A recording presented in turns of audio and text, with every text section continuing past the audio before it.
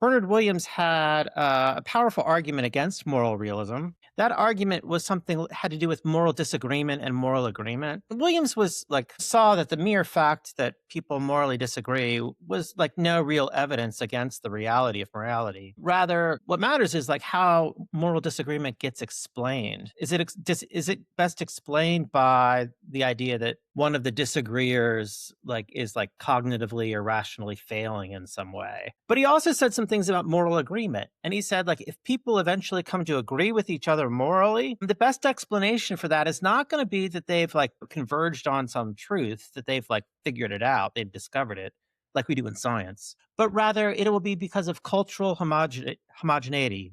Okay. People will come to share the same culture, and that's what's going to explain moral agreement. And so the best explanation of that moral agreement is not going to like vindicate the reality of morality.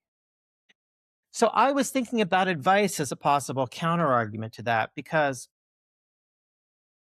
if if Spencer, if I advise you to do something, and before I advise you to do something, you were like I don't think that's such a good idea, but then I advise you and you say like, okay, well, I'm going to trust Eric's advice.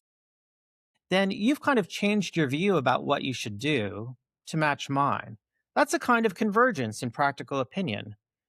And from your point of view, the best explanation of that convergence better be that, like, I'm in a better position to figure out like what it really is true that you should do. So, from the advisee's point of view, when the advisee trusts an advisor, um, the, f- it seems like the best explanation of the convergence in practical opinion about what one should do is going to involve like an explanation that's really friendly to the moral realist.